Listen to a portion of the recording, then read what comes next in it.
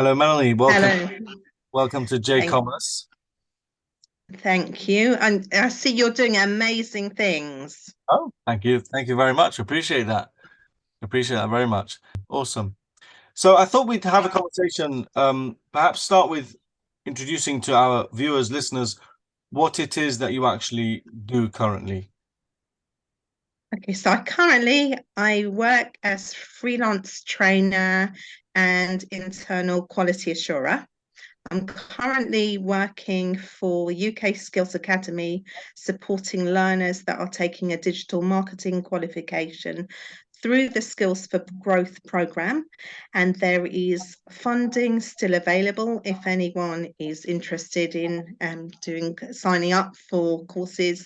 There's courses on digital marketing and also Excel and Microsoft Office programs, and I can give you details if you're interested afterwards.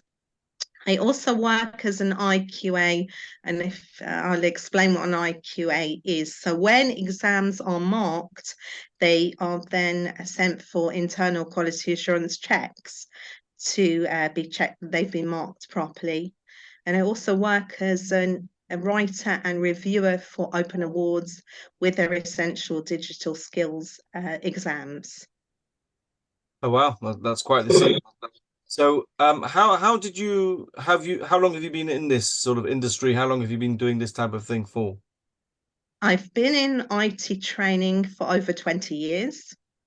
I came into IT training as I was working as a training assistant for London University.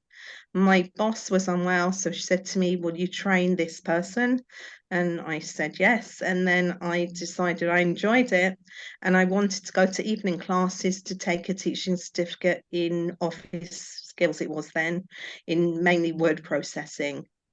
And from that, I was then offered an opportunity to deliver training to all the staff at London University, including some of the colleges. Wow. So that sounds quite interesting. When you say training, obviously over the last 20 years, that must have developed an enormous amount.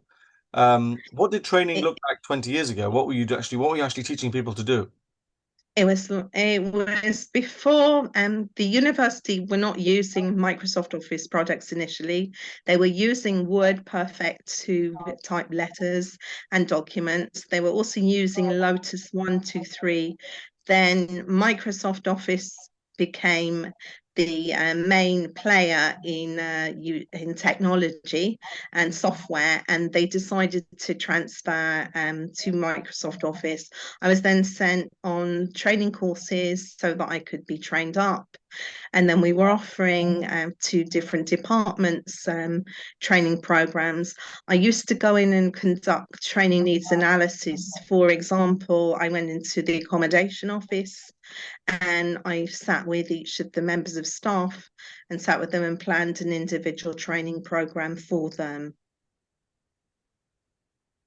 Very interesting. And how did you put word out there when you wanted to get into the IT training that you were available? What did you set up your own business? How did it work? Okay, so the position I had at the University of London became redundant. I was then looking for work afterwards, so I saw an advert in the Guardian newspaper. They were advertising for IT lecturers at Middlesex University, and one of the criteria was you needed to have a IT degree. I didn't have an IT degree, but I decided, okay, I'm going to try my luck and see whether, with my experience, I could possibly get an interview. So I emailed the head of a department who was advertising for the role, and she said to me, "Please send me your CV." She looked at it and she said to me, "You've got experience." That you don't necessarily have a degree, but I'm happy to invite you in for an interview.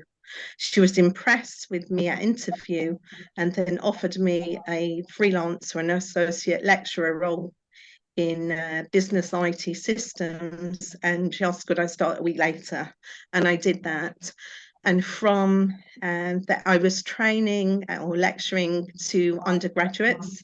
They were first year students. And I taught a variety of things, including programming and website design using HTML. And as a result of working for Middlesex University, I became friendly with another lecturer, and she said to me she was doing some work at University of East London. Did I mind her forwarding my CV to them? And I said, not at all. And I got offered some hours through University of East London as well. That's really, really interesting. It is very interesting because at the time, the advert clearly said you needed to have an IT degree, and I didn't. And it was at the time I thought it was quite a plucky thing to do, because sometimes they can say to you, well, no, we won't take you because you don't have the relevant qualifications and things like that. It's interesting because I think today I think there's a debate on some level out there. How valuable is a university degree versus experience, hands-on experience, so to speak, in the university of life. And sometimes people worry that not having a degree can hold them back. Especially where I come from in terms of the Orthodox Jewish community, we don't go through the same educational system. Often, many times, people workforce at a much later stage without having the right, whether it's qualifications or degree. Now, some people do at that point go to the formal learning and studying, and that's great, and they get themselves whatever it is that they need. But oftentimes it's a case of, especially people in the business world, who just sort of try their luck at a couple of things and be a bit entrepreneurial, and before long they've picked up experience in a variety of fields and they're able to actually do well with that. So it's really interesting to hear that actually, you were taken for a job within the university, high standard educational system, based on your experience rather than your degree. I find that really remarkable. I was very impressed, and she came in fairly early on to observe my teaching to confirm that she'd actually made the right decision. And she said she had, because she saw that the class were really engaged and really enjoyed the lessons and were having fun, really. And that confirmed that to her that she had made the right decision, and that I didn't necessarily need to have a degree because I had X number of years experience. That's really interesting. So tell me about the process of development professionally within your life. So when you set out as a sort of a younger person, did you chart your path? Did you kind of see where you wanted to get to? How did it work for you? Okay, so I did not really chart my path because obviously I was made redundant from the University of London because the position became redundant. And from that, I worked as a lecturer at Middlesex University and at University of East London. I also worked at Westminster College, again in a freelance capacity, delivering training to individuals. And this was on because I told them I was an Orthodox Jewess and I couldn't work for them on a Friday afternoon, so they often would offer me classes on a Friday morning, and that wasn't a problem. And again, they really enjoyed my teaching and learning style and things like that. And then afterwards, I decided I wanted to go to Israel for a while and live there as a temporary resident, which I did. And I was fortunate in Israel, there were lots of opportunities for networking, particularly for women. And I was part of a women's networking group called Lila. And I had a most wonderful mentor, a lady called Barbara Shaw, and she owns Barbara Shaw Gifts. And she mentored me and helped me find opportunities to deliver training courses. I also advertised through the OU and online in Israel to say that I was offering training.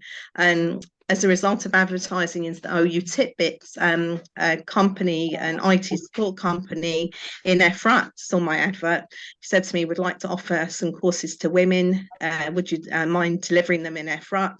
And you can deliver them in my home. So he actually arranged some training programs. I was fortunate to also be connected with Hineni in Jerusalem, that Rabbanit Esther Jungreis, Zachrona Livracha, ran.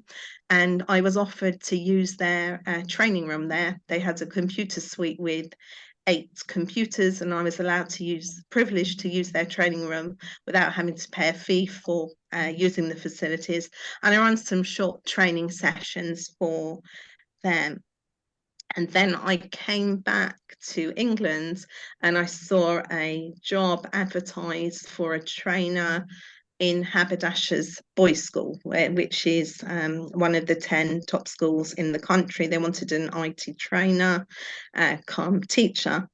And I helped them set up, at the time, there's a qualification run by the British Computer Society called the European Computer Driving License. So I was involved in setting that up for them and delivering teaching, helping the teachers in the classroom, and also delivering lessons to the pupils as well. And then I moved on from there, and then I worked as a trainer for the National Health Service. And I was there for 18 months. I left there because I was being bullied for leaving early on a Friday for Shabbat. And I then decided, I decided then I want to go back into freelance work, and I haven't looked back. I was fortunate to work for Strive Training in London as a freelance trainer until I moved to Manchester nearly 6 years ago, because I got married to a Mancunian and I've moved up here.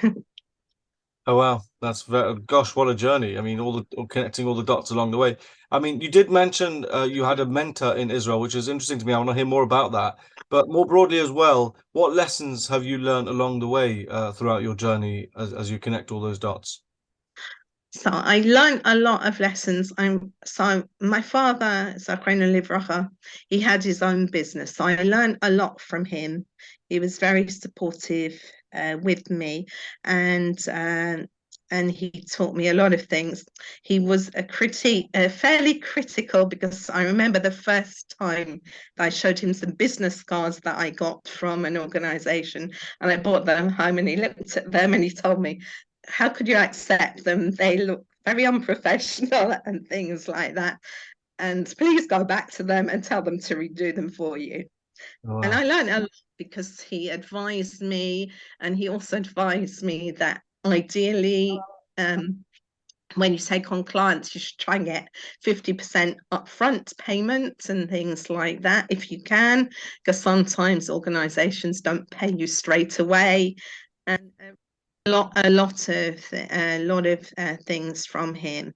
And when I was in Israel, my mentor was amazing. She would critique like my business plan and advise me on where possibly to get clients and things like that. And it was just really, really nice, because in Israel there's a lot, the women are extremely supportive in helping one another. And people would say, well, have you tried this? Why don't you advertise here? And things like that. So if you were advising someone new to the scene, someone who wants to start out, and obviously doesn't have to be in your field, but in any field, looking back at your own experiences, what would your piece of advice be? What would your top piece of advice be to someone who's looking to try and get out there and succeed in business? Okay, so some tips I will share, and I share these with my digital marketing students. My advice would be, I would start off small, and if you can, if you're still in paid employment until you feel that you have got enough money behind you to set up on your own. Because if you don't have money, it can be very, very difficult. You can also, there's some very good advice. I went to the British Library have a business and IP centre, and they have one-to-one advice. They also do some courses that are free and on things like TikTok, social media, and they're available now. They used to be a lot of the time face to face in London, but there's a lot of opportunities out there that are now online through Zoom. And I would also like as well think if initially outlay, you've got to think in terms of what do you actually need to start up your business. I assisted one of my learners through Strive training. I mentored her. She wanted to set up a business selling cakes. I advised her at the time there was the Ideal Home exhibition that she should go around to have a look at stands and things like that. And they were it was to do mini cupcakes, vegan cupcakes. And we worked out, I helped her, sat down with her and helped out her plan, a marketing plan, who her target audience be, how much she wanted to earn a year and things like that. And we looked at what costs she would need to set up and everything. And she's now, haven't spoken to her for a while, but she's now very successfully running her own small business with selling vegan cupcakes. Wow, that must be very satisfying for you being the mentor in that case. Aside from your father, you mentioned your father could be quite critical, but also obviously helpful. Did you ever experience criticism or skepticism from those around you? And if you did, how did you deal with that? I was like, I remember talking to my mother, Zahraina Livracha, a while back, and about I'm going to leave my job in the National Health Service. And she thought that I was absolutely crazy. She said, what are you going to do to give up a full-time job and things like that? But thank God, Baruch Hashem, things paid off, because what I was in fact sort of headhunted through Strive training as a result from sending my CV off to Work Avenue, and things did take off. It took time, I must admit, but I used to go out networking a lot not just amongst the Jewish community, amongst the wider community. I even set up there used to be cool events run through Business Link. Again, there was a women's networking event. As a result of that, I want to set up with another lady that I met there. We had our own women's network, so we ran monthly networking events. And then I also broke away from that, and I set up my own women's network in London. There was a networking hub called Connections at Trafalgar Square, and I run different networking events. I hosted events in John Lewis for ladies, fun events where they could have makeovers and things like that. Also hosted events at LK Bennett and Hobbs, which were very successful, Baruch Hashem, and it's something that I'm hopefully looking to do in Manchester as well. It attracted not just the Jewish community, but the wider community. And it was because they were fun events and interesting topic. We also did sometimes had some guest speakers with a business theme. So maybe I'm interested about that. So talk to me about the mentoring event. Sorry, the networking event. What was sort of how did it work? What was the sort of the aim? How did you enable people to network in your event? Okay, so in the event, so we first of all had there were welcome drinks that people could get to know each other and things like that. We would then have sometimes a speaker either on a fashion topic or a business topic, and then there would be more networking afterwards. I got to know some of the individuals. Some of them were my personal friends. They would come along because they trusted me to introduce them to different people, and it was a lot of fun. And from that, people did gain business from it, Baruch Hashem. So again, switching back to advising other people, you've mentioned networking a fair bit in your life story. how would you advise people to go about it? And is networking different online versus in-person groups? What would you advise? Okay, so I personally like I think you can online networking events are good. But I personally prefer, because of COVID, there haven't been so many opportunities to network face to face.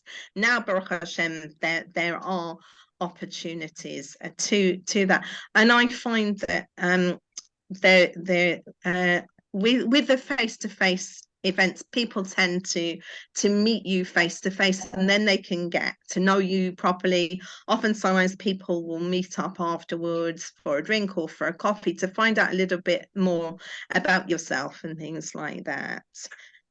And I have, particularly when I was in London, I was we used to have a Jewish business network in London, and people would often refer business to me, and I would in turn refer business to other people, so that we would help each other. We also set up in London, there was a Jewish business women's network as well that I was part of, and I ran after the lady that ran it. With another lady, we ran it, and we had a few successful events there as well. Wow. Okay, moving into the final segment of our conversation. More broadly, investing oneself into a business or serious career path takes up a lot of time, input, and energy. How do you see the best way for a person to balance the work-life balance? It is sometimes quite hard, and I know that myself, because in addition to having my own work, I also try and support my husband with his career as well, because he's written a book called In Defense of Consultancy, and trying to help him promote that book as well. Last week, we had a situation. I wanted to go out with him for the day, take a day out, and I stayed up the night before, and I got all my own IVing done, so to ensure that I could have a day out with him. But sometimes it's hard, and sometimes you have to say no. I also had a situation last week where I was delivered some work to IV, and some of the data files were not present, and I'd agreed I would work for a particular company on one day. And I said to them, look, I'm really sorry, I haven't done that. And I had to deliver to do the work for them on another day. And I'm now very focused. I try and work for this company on a specific day. I do work on a Sunday often. Because I work for a non-Jewish organization, and they allow me to not work on a Friday, or to work for them on a Friday morning. And if I don't finish work off, then I'll do the work for them on a Sunday, and they're fine with it. They've been very supportive in terms of with Yom Tov. I just tell them I'm not available on those days, but I can work on other days for you. And I think you've got to be flexible, have a degree of flexibility. Yeah, absolutely. Okay, penultimate question. If you started all over again, what would you do different, if anything? What would I do different? I think I would like to maybe do something different, possibly set up a business with my husband. In the same field or different? Totally different field. We have got an idea, but we're not at the stage to sharing information yet. Be wary of mixing business and relationships. No. What's the last question now? What's the single piece of advice? You got one shot that you would give to other people that you think would be helpful for other people to know?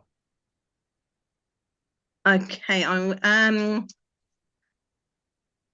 I would say share a phrase from Dale Carnegie: feel the fear and do it anyway. Oh, I love that. I absolutely love that. That's a very powerful way to finish then. But really appreciate your time, Melanie. And it sounds like you've got a tremendous amount to give the community. So I'm really hoping that we'll see more of you, and perhaps we can do some things together in the future. I would love that. Thank you very much for interviewing me today, Yossi.